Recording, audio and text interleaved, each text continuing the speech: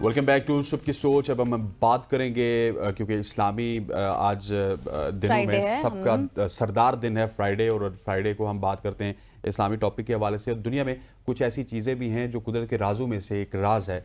इंसान अपनी खलकत में सबसे अशरफुल मखलूक है, लेकिन इसी तरह जिन भी अल्लाह ताला की मखलूक में आते हैं, जिन्हें इंसान की पैदाइश से कबल पैदा किया गया, और इस्लामी अकायद में जिनका वजूद मुत्तफ़िका तौर पर तस्लीम किया जाता है।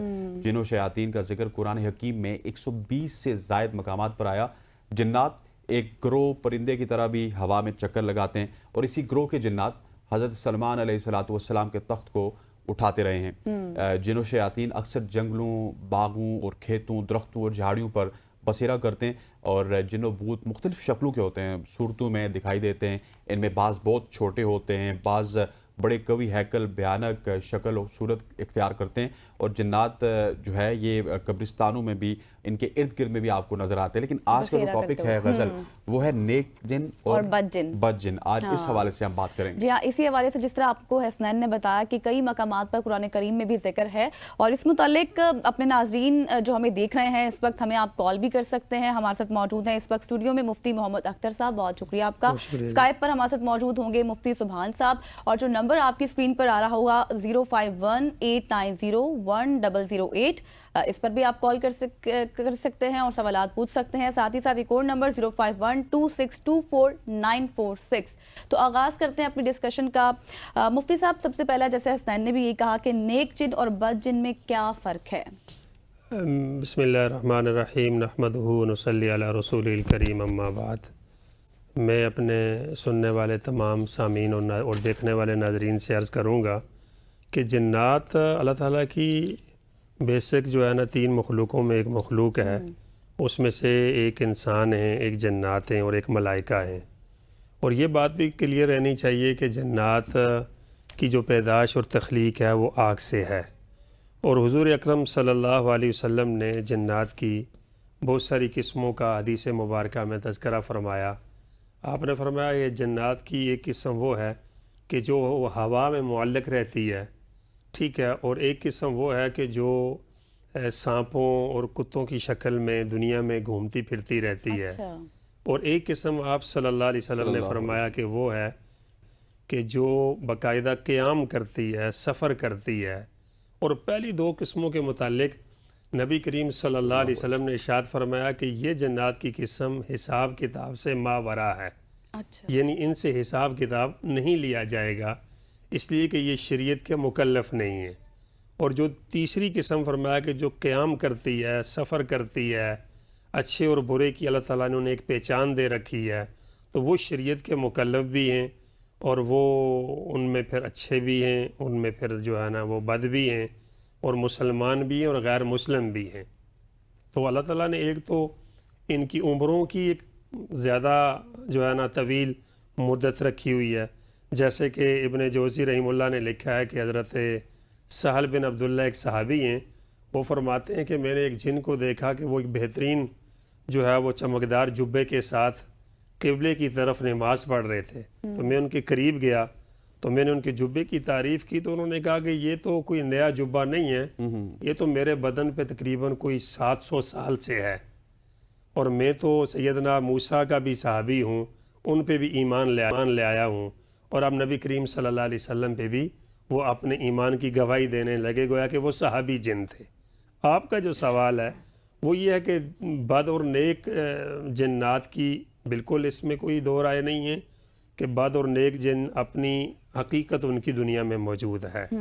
और गालिबन जो हदीस की अगर हम तशरीह देखते हैं तो वही जो तीसरी किस्म के जन्नात हैं, जिनको शरीयत का मुकल्लफ बनाया गया है, जिनको क़याम के लिए दुनिया में जिनकी चलत फिरत है, जिनका क़याम है, जिनका सफ़र है, जिनको अच्छे और बुरे की पहचान जो है अल्लाह की तरफ से अता है, वही जन्नात में फिर अच्छे भी हैं जो मुसलमान हैं, शरीफ और नफ्स हैं।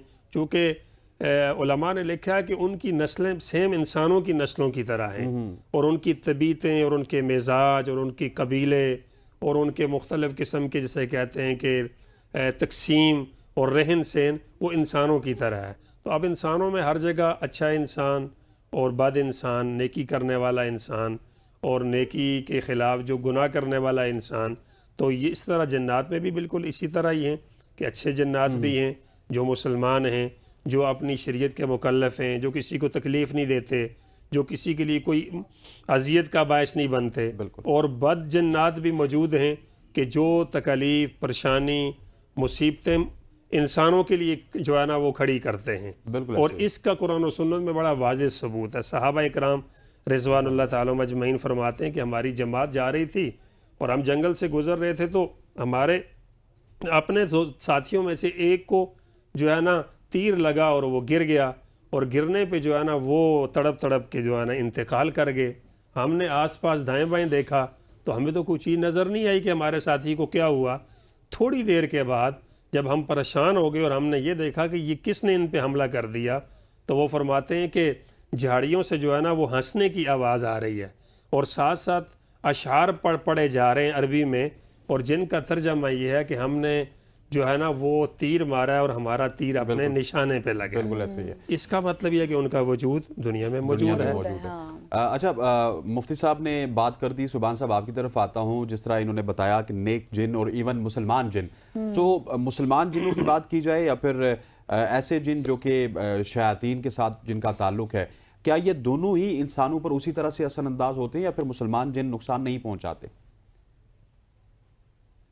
نحمده ونصلي على رسوله الكريم بسم اللہ الرحمن الرحیم۔ بات یہ ہے کہ جس طرح انہوں نے بات کی کہ بد اور اچھے لوگ ہیں، تو اسی طرح جنات کے اندر بھی برے اور اچھے جنات ہیں۔ دیکھتے ہیں کہ جو اچھا انسان ہوتا ہے وہ کبھی بھی کسی دوسرے انسان کو نقصان نہیں پہنچاتا، الا یہ کہ کبھی ایسی صورت کے اندر کہ جس کے اندر اس کا کوئی ارادہ نہ ہو نقصان پہنچانے کا، جیسے ایکسیڈنٹ وغیرہ ہو جاتا ہے، تو آپ کو پتہ ہے کہ اس کے اندر کوئی اچھے انسان سے بھی ایکسیڈنٹ ہو سکتا ہے کہ اس کا ارادہ نہیں ہوتا۔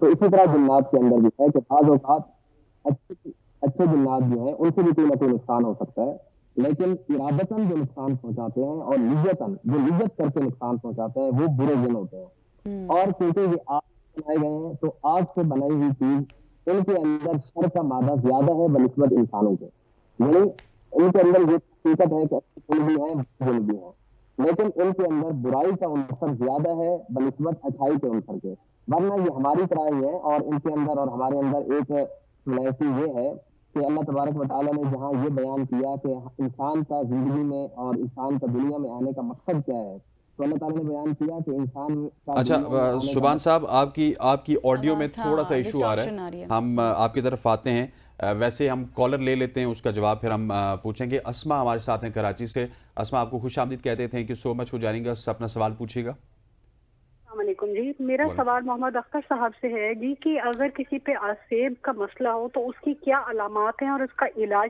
پلیز بتا دیجیے۔ جی میری بہن، پہلی بات تو یہ ہے کہ بسا اوقات جو یہ کہا جاتا ہے ہمارے معاشرے میں کہ ہر آدمی پہ ہی آسیب ہے، ہر آدمی پہ ہی جن اور جادو کے اثرات ہیں، پہلی تو یہ بات خود تصحیح کے قابل ہے کہ ہر بتانے والا جو یہ بتا رہا ہے اور ہر چوک چوراہے پہ بیٹھنے والا جو چیک اپ کر کے یہ کہہ رہا ہے کہ اس پہ آسیب زدہ ہے، یہ جادو یا جنات کے اثرات ہیں، یہ بات خود تحقیق کی ضرورت ہے اور خود تحقیق کے قابل ہے کہ واقعتاً تشخیص کسی ماہر آدمی نے کی ہے یا ہر جو ہے نا ایک روٹین میں جو پیشہ ور بندہ ہے وہ ہر بندے کو جنات، جادو اور آسیب بتا رہا ہے، ایک بات۔ اور اگر کسی ماہر آدمی نے، کسی ٹھیک دیندار آدمی نے اور قرآن و سنت کو صحیح سمجھنے والے اور خوف خدا رکھنے والے آدمی نے صحیح تشخیص کی ہے تو ایسا ممکن ہے قرآن و سنت میں کہ جنات کے اثرات کسی بچے پہ، کسی بڑے پہ، کسی عورت پہ، کسی مرد پہ ہوتے ہیں، اور اس کا علاج بھی جو حدیث مبارکہ میں نبی کریم صلی اللہ علیہ وسلم نے بتایا وہی کیا جائے تو زیادہ مناسب ہے کہ جیسے فرمایا کہ باوضو رہنے سے آدمی ان چیزوں سے محفوظ رہتا ہے۔ اسی طرح جو سورہ معوذتین ہیں، آخری دو صورتیں جن پہ نبی کریم صلی اللہ علیہ وسلم نے خود پڑھ کے اپنے اوپر سے جادو کے اثرات کو زائل کیا تھا، وہ پڑھ لی جائیں، سورہ بقرہ کی تلاوت کر لی جائے۔ اسی طرح جو صبح و شام کی مسنون دعائیں ان کا اہتمام کر لیا جائے، سورہ یاسین کی تلاوت کر لی جائے، تو اگر کسی پہ واقعتاً جنات کے اثرات ہیں تو اللہ تعالیٰ کے فضل و کرم سے ان اذکار ان وظائف کے کرنے سے وہ اثرات انشاءاللہ ختم ہو جائیں گے جی. ٹھیک ہے. لیکن ایک اور کالر بھی ہمارے ساتھ موجود ہیں ملتان سے, سعدیہ تھینک یو سو مچ. آپ کا کیا سوال ہے؟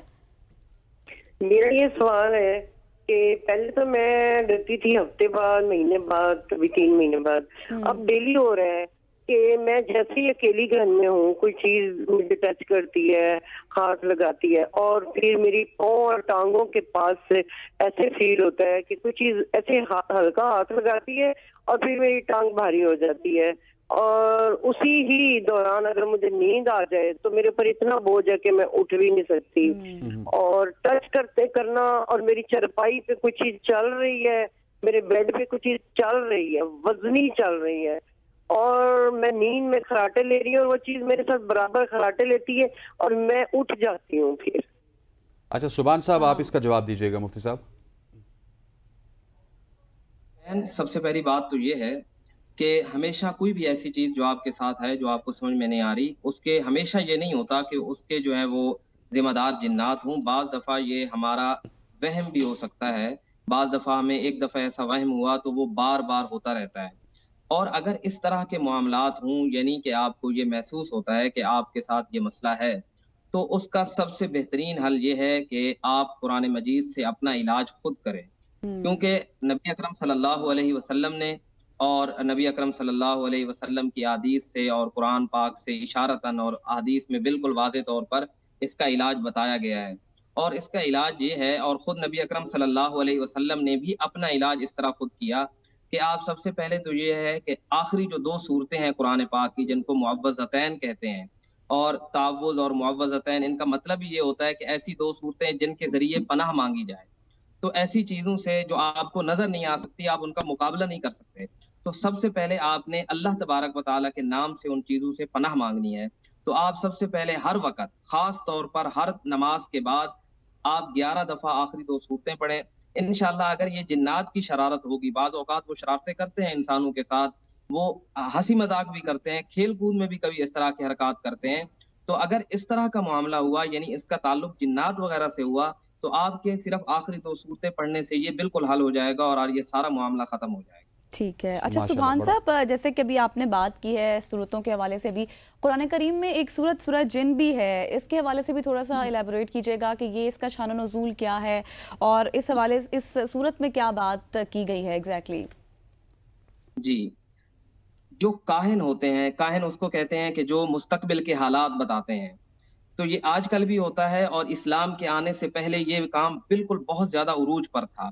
کام یہ تھا کہ جیسے احادیث میں ہمیں یہ جو ہے واضح طور پہ ملتا ہے کہ کاہن جو تھے جنوں کو قابو کرتے تھے, اپنے قابو میں کرتے تھے وہ, اور پھر اس کے بعد وہ جنات کو بھیجتے تھے آسمانوں پر کہ جا کے آسمان سے باتیں سن کے آؤ.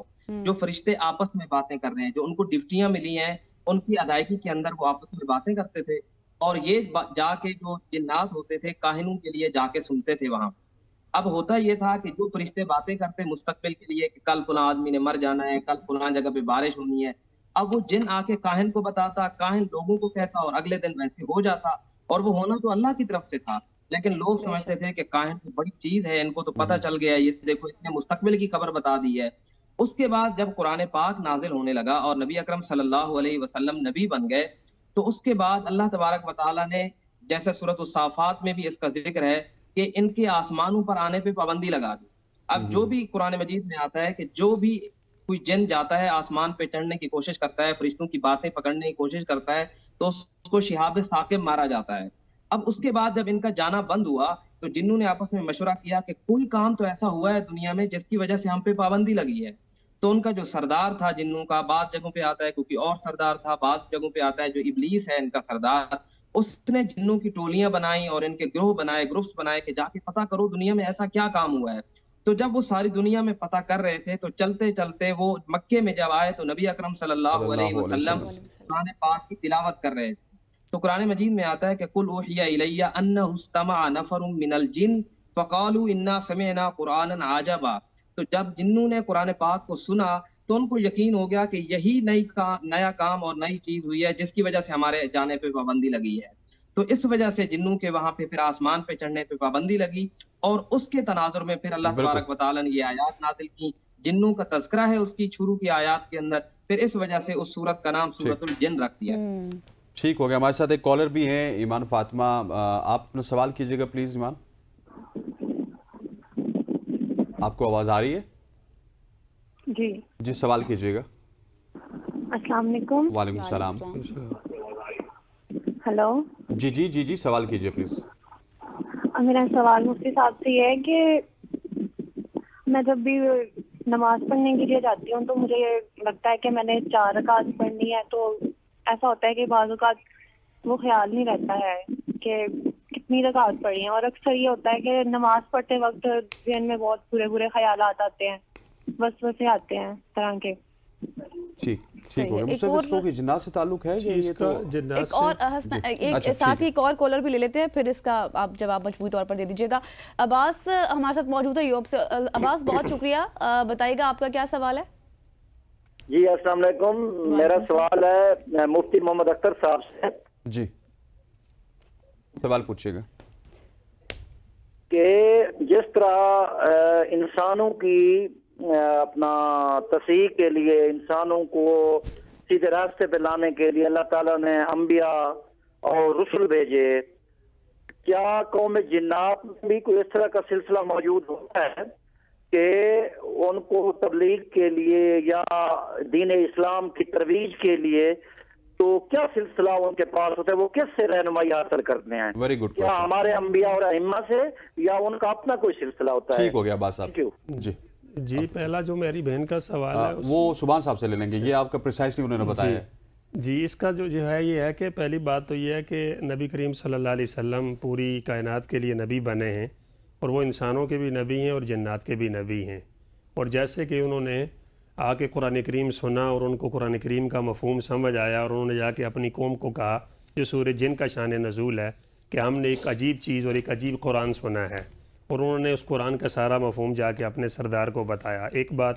دوسری بات یہ ہے کہ نبی کریم صلی اللہ علیہ وسلم نے جنات کو مختلف مواقع پہ خصوصی طور پہ بھی آپ تبلیغ کے لیے جو ہے وہ گئے اور آپ نے تبلیغ کی، جس طرح جو ہے نا وہ لیلۃ الجن والی جو رات کا جو مفہوم ہے، اور حدیث میں آتا ہے کہ 6 دفعہ ایسا ہوا ہے کہ جن کے وفود سے نبی کریم صلی اللہ علیہ وسلم کی باضابطہ ملاقات ہوئی ہے۔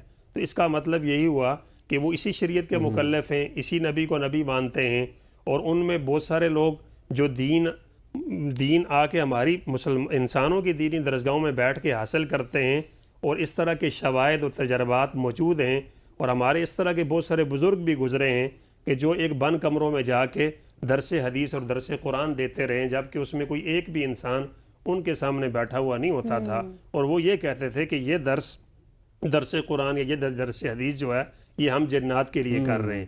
اور عام طور پہ جہاں قرآن و سنت پڑھائی جاتی ہیں وہاں ان درسگاہوں میں بھی وہ آ کے بیٹھ کے قرآن و سنت انسانوں کے ساتھ بیٹھ کے سیکھتے ہیں، اور سیکھ کے جا کے وہ اپنے باقی جنات کو پھر تبلیغ بھی کرتے ہیں، پڑھاتے بھی ہیں۔ تو یہی ایک سلسلہ ہے ان کا، یہی ایک سلسلہ، اسی سے ان کی اصلاح بھی ممکن ہے، اور اسی سے جو ہے نا وہ دین سیکھنے کا یہی راستہ اور طریقہ ہے۔ اچھا، ایک اور بھی سوال تھا مفتی سبحان صاحب، ہاں ایمان فاطمہ کا، اور وہ یہ تھا کہ نماز پڑھتے وقت اکثر بھول جاتی ہیں کہ کتنی رکعتیں ہم نے پڑھی ہیں، تو اس کا پھر کیا حل ہے اور کیا طریقہ کار ہے؟ مفتی سبحان صاحب۔ جی میری بہن کا جو سوال تھا اس کا بعض اوقات تو جنات کے ساتھ تعلق ہوتا ہے۔ حدیث میں بھی آتا ہے کہ جو برے شیاطین ہوتے ہیں، جو برے جن ہوتے ہیں جن کا ہم ذکر کر رہے تھے، وہ یہ کام کرتے ہیں کیونکہ انہوں نے کسی نہ کسی طرح سے انسان کو عبادت سے، اللہ کے تعلق سے روکنا ہے۔ تو یہ جو شک ڈالنا ہے، یہ جو وہم ڈالنا ہے، یہ ان کے لیے یعنی یوں کہہ لیں کہ بہترین طریقہ ہے انسان کو عبادت سے دور کرنے کے لیے، کیونکہ جب انسان شک میں پڑ جاتا ہے تو انسان وہ جو عبادت کا ایک لطف ہے نا وہ ختم ہو جاتا ہے۔ اب احادیث کے اندر بھی اور قرآن پاک کے اندر بھی اور احادیث کے اندر نبی اکرم صلی اللہ علیہ وسلم نے یہ کہا ہے کہ انسان کو شک کے پیچھے نہیں جانا۔ جیسے ایک بہت زیادہ شکایت ہوتی ہے تو میں وہ ضمناً عرض کر دیتا ہوں کہ وضو کے بارے میں انسان کو شک ہوتا ہے کہ کہیں میرا وضو باقی ہے یا ختم ہو گیا ہے، تو اس کے بارے میں بھی اسلام نے یہی کہا ہے کہ آپ میں شک میں نہیں پڑنا۔ آپ کا وضو کرنا یقینی تھا کہ میں نے وضو کیا تھا، پاک ہوا تھا، اب اس کے ٹوٹنے کے لیے بھی اس کا ٹوٹنا یقینی ہے، تب ٹوٹے گا۔ اسی طرح نماز ہے۔ اب فقہی مسئلہ کیا ہے؟ اگر تو کبھی کبھار ہوتا ہے، یعنی آپ کبھی کبھار بھول جاتے ہیں، یعنی ایسا ہوتا ہے کہ سال میں 1 دفعہ 2 دفعہ، تو وہ تو ایک فطرتی چیز ہے. نبی اکرم صلی اللہ علیہ وسلم بھی ایک بار نماز میں بھول گئے.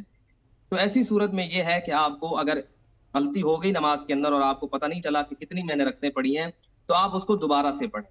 اور اگر آپ کو جنات تنگ کر رہے ہیں یا ایک وہم ہو چکا ہے آپ کو, اور ہر دوسری نماز کے اندر آپ کو وہم ہوتا ہے کہ پتہ نہیں میں نے 3 رکعتیں پڑھی ہیں یا 4 رکعتیں پڑھی ہیں, تو اس میں علماء کہتے ہیں کہ آپ کم شمار کریں. مثال کے طور پہ آپ کو یہ شک ہوتا ہے کہ میں نے 4 رکعتوں والی نماز پڑھنی تھی, شاید میں نے جو ہے وہ پتہ نہیں 4 پڑھی ہیں کہ 3 پڑھی ہیں, تو آپ ان کو 3 کاؤنٹ کر کے پڑھیں. اور اگر آپ کو شک ہو رہا ہے کہ پتہ نہیں 2 پڑھی ہیں کہ 3 پڑھی ہیں, تو آپ ان کو 2 کاؤنٹ کر کے پڑھیں. اور باقی انسان اسی چیز کا مکلف ہے, انسان کوشش کر سکتا ہے, اور قبول کرنے والی ذات تو اللہ تعالیٰ کی ہے, اور اگر غلطی ہو بھی گئی تو پھر اللہ تعالیٰ انشاءاللہ اس پہ اجر آپ کو عطا کرے. ٹھیک ہو گیا مفتی صاحب, جزاک اللہ. تیمور ہمارے ساتھ موجود ہے, تیمور صاحب نورپور سے. تیمور صاحب اپنا سوال کیجیے گا. ہلو جی تیمور صاحب, السلام علیکم. جی سوال کیجیے گا. السلام علیکم. جی وعلیکم السلام. وعلیکم السلام. ہلو تیمور صاحب سوال کیجیے گا. تیمور صاحب میرا خیال ہے کہ ہماری آواز نہیں سن پا رہے. اچھا حضرت, جس طرح ہم مسلمانوں میں ہوتا ہے, یہ سوال ہم نے پہلے بھی پٹ کیا تھا کہ ہم بھی بے راروی کا شکار ہو جاتے ہیں, تو مسلمان جن ہو گئے یا پھر بد جن ہو گئے, یہ دونوں ہی کسی نہ کسی شخصیت پہ اثر انداز ہو سکتے ہیں, کر سکتے ہیں. جی بالکل اثر انداز ہو سکتے ہیں. ظاہر ان کی بھی اپنی آئیڈیل شخصیت ہوتی ہیں, ان کے لیے بھی پسند آ گئے تو ان کے لیے بھی اچھے اور برے کی بڑی سمجھ اور انہیں بوجھ ہوتی ہے. اسی لیے آپ صلی اللہ علیہ وسلم نے فرمایا کہ وہ جنات جو باضابطہ شریعت کے مکلف ہیں, قرآن و سنت کے مکلف ہیں, اچھے اور برے کے مکلف ہیں, تو وہ بالکل انسانوں کی طرح ہی ان کا سارا نظام ہے.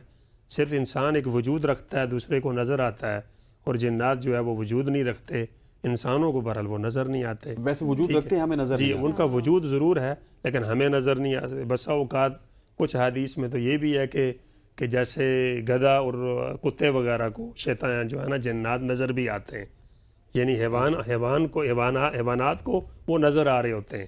بہرحال انسانوں کو کبھی کبھار ان کا وجود گزرتے چلتے نظر پڑ بھی جاتی ہے, لیکن جس طرح ہماری بہن نے سوال میں بھی کہا کہ جی مجھے کچھ محسوس ہوتا ہے کہ میرے ساتھ کوئی چیز چل رہی ہے, میری چرپائی پہ کوئی چیز ہے, یا مجھ سے کوئی چیز ٹچ کر کے گزر گئی ہے, تو بالکل ایسا ممکن ہے اور ایسا دنیا میں ہوتا ہے. تو باقی اس میں مسلمان بھی ہیں اور اس میں بد بھی ہیں, اسی ہماری شریعت کے مکلف ہیں, اور بہت ساری ان کے نام احادیث میں نبی کریم صلی اللہ علیہ وسلم نے بتائے ہیں. آپ صلی اللہ علیہ وسلم نے فرمایا کہ جو بچوں کو تنگ کرنے والے شیاطین نے فرمایا کہ یہ ارواح ہیں, ان کا ارواح نام ہے. اور جو خبیث ترین قسم کے شیاطین ہیں فرمایا کہ ان کو شیطان کہا جاتا ہے. ٹھیک ہے, اور ظاہر ہے کہ شیطان بھی بیسک انہی کی جو ہے نا وہ ذات میں سے ہے, کانا من الجن ففسق عن امر ربی, جو نیتن بھی نقصان جو نیتن نقصان اور قصدن مسلمانوں کو, مسلمان مرد عورتوں بچوں کو یا بڑوں چھوٹوں کو نقصان پہنچاتا ہے. اور ایک آپ نے فرمایا کہ جنات کی ایک قسم عفریت بھی ہے. عفریت وہ ہے کہ جو اتنا بڑا زیادہ شریر اور طاقتور جن ہے کہ جس پہ عام طور پہ قابو ڈالنا جو ہے وہ بہت مشکل ہوتا ہے. تو بہرحال میں تو یہی پیغام دوں گا اپنے سننے والے اور دیکھنے والوں کو کہ مسلمان ان کی تمام تر شرارتوں سے, تمام تر ان کی اذیتوں سے بچنے کا یہی راستہ ہے کہ زیادہ سے زیادہ بندہ جو ہے انسان ایک بحیثیت مسلمان مرد عورت باوضو رہے, اپنے آپ کو پاک رکھے, مسنون دعاؤں کا اہتمام کرے, اللہ سے عافیت مانگتا رہے, اور اعوذ باللہ من الشیطان الرجیم یہ جو ہے نا وہ پڑھا جائے, سورہ معوذتین پڑھی جائیں. اسی کے ساتھ ایک اور کالر بھی ہمارے ساتھ لائن پر موجود ہے, محمد صابر حیدرآباد سے. جی صابر, آپ کا کیا سوال ہے؟ وعلیکم السلام. بھجن میرا سوال یہ تھا کہ میرے بھتیجے کو منڈی کا کام کرتا ہے فروٹ کا, اس کا نام ہے سہیل, اور وہ منڈی سے کوئی اس کے جنات پیچھے پڑا ہے, تو اب گھر میں آ کے بڑا پریشان کر رہا ہے ہمیں. گھر میں سے پیسے لے جاتا ہے, 20-30 کلو مرغیاں لاتا ہے, کاٹتا ہے, اور کتوں کو بکریوں کو جانوروں کو کھلاتا ہے, اور پڑوسیوں کے گھر میں گھس جاتا ہے, نہاتا ہے, ان کو تنگ کرتا ہے, کسی کو مارتا ہے, کسی کو اسٹول مارتا ہے, کسی کو لکڑی مارتا ہے, کسی کو ڈنڈا لے کے گھومتا ہے روڈ پہ. ٹھیک, سبحان صاحب ٹھیک ہو گیا, آپ کا سوال آ گیا. صابر صاحب, مفتی سبحان صاحب پریسائسلی 1.5 منٹ ہے ہمارے پاس, جواب دیجیے گا. جی اس چیز میں یہ ہے کہ قرآن پاک کو اللہ تبارک و تعالیٰ نے شفا کہا ہے, تو یہ روحانی شفا بھی ہے اور جسمانی شفا بھی ہے, اور یہ ایک روحانی مسئلہ ہے. جیسے ہم پہلے بحث کر چکے ہیں کہ یہ حقیقت ہے انسان پر ان کا اثر کرنا. اور میں نے ایک بات کی کہ انسان جو ہے وہ سب سے پہلے خود مکلف ہے کہ خود اس کا علاج کرے. تو اگر وہ خود نہیں کر سکتا تو کسی اچھے عالم سے جو صحیح العقیدہ ہو اور صحیح الاعمال ہو آپ اس کے پاس جائیں، یا خود سے اگر کوئی نیک بندہ گھر میں موجود ہے، بڑی عمر کا سمجھدار بندہ، تو آپ اس پہ آخری 2 صورتوں کا دم کریں. اور اگر آخری 2 صورتوں پہ دم کر کے یا پانی پہ دم کر کے آپ چھڑکاؤ کریں تو یہ شیطان کو بھگا دیتا ہے، یہ اثر کرتا ہے ان پہ قرآن پاک. اور اگر اس سے بھی نہ ہو تو آپ کو چاہیے کہ پھر سورۃ البقرہ، کیونکہ جادو ہو یا جنات کا اثر ہو، یہ حدیث سے میں عرض کر رہا ہوں، خود سے نہیں کہہ رہا، یہ تجربات کی بات نہیں ہے بلکہ حدیث کی بات ہے. نبی علیہ السلام نے فرمایا کہ جادو اور جنات کے بارے میں سورۃ البقرہ سے بہتر اور کوئی چیز نہیں ہے.